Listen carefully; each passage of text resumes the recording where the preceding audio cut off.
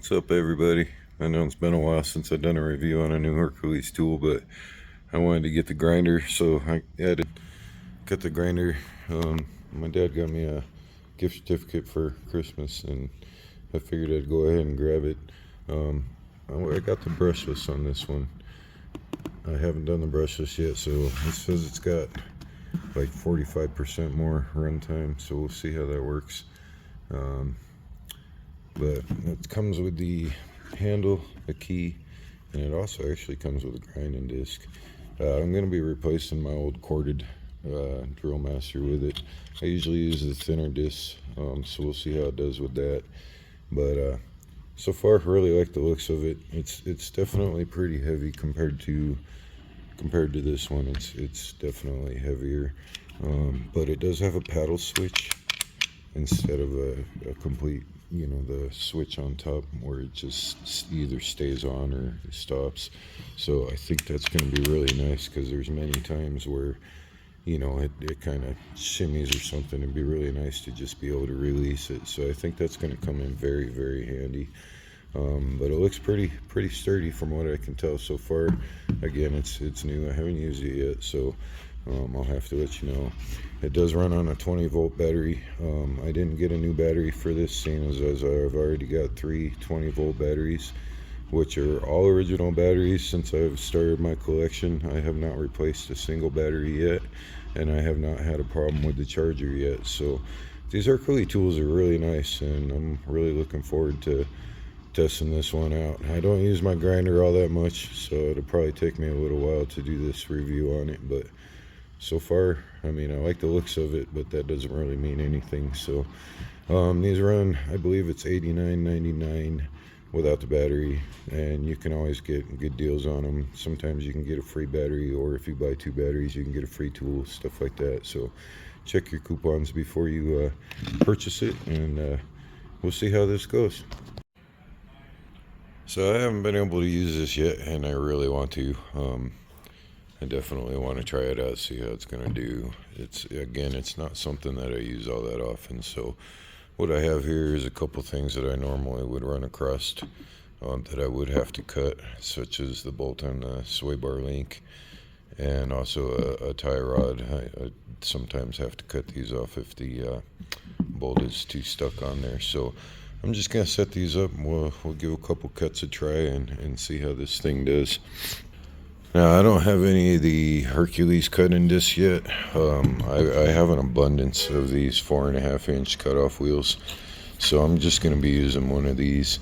I've always really liked these, but now that this one's my other one was a 4.5-inch. This one's a 5-inch, or up to 5-inch. You can do the 4.5s too. So I will probably start getting 5-inch after this, but these are the ones that I normally use. I do want to try the Hercules soon too, but these have been really good cutoff wheels for me, so we'll give it a try since it's normally what I use, and we'll see if there's any difference. And as always, safety first. So we'll start with the sway bar link. A lot of times that nut will get stuck, and it'll strip out the hex part that goes on the inside there, and you really don't have a way to get it off. Cutting it is rather quick for me, and that's what I usually do. So I'll cut this bolt here, and we'll see if it's any easier than my other one was.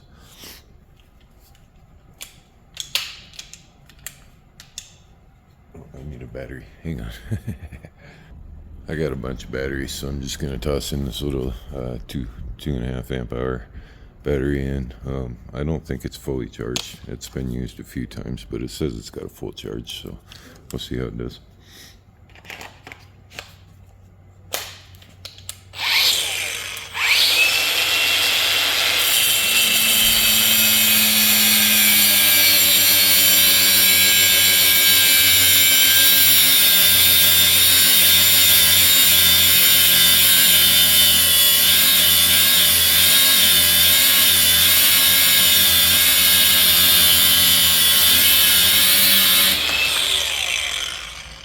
It's not too bad. Probably about the same amount of time it'd normally take me. Again, these aren't the best cutoff wheels, but this thing's got a little more speed than my electric one did, that's for sure. Let's try the tie rod. Okay, so this time I've got a tie rod. Sometimes that nut gets locked on there and very difficult to get off, and most of the times I'm just replacing them anyway, so I'll go ahead and cut right below the threads right there. So we'll give this a try.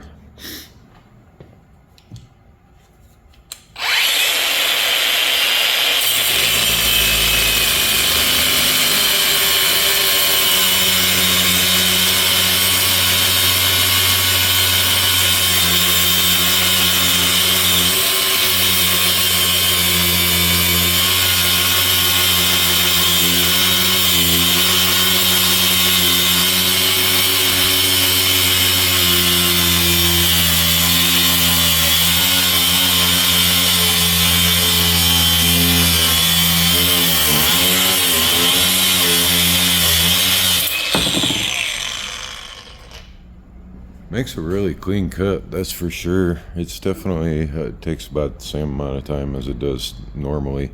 Again, I think it's these cutoff wheels, but this thing absolutely has more power. You can feel it, and it's definitely got more speed as far as spinning the wheel goes.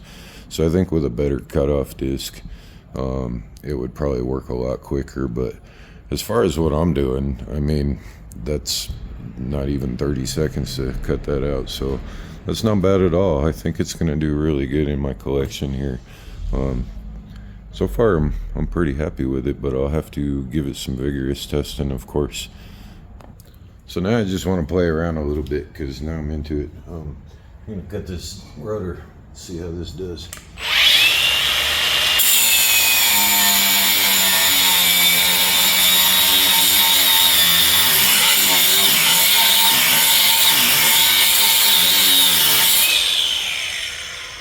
A pretty deep cut, really easy. And I'm sure there's some of you out there that want to see how it does on exhaust, even though I don't promote that. Let's check it out because I do have to cut some exhaust now and then.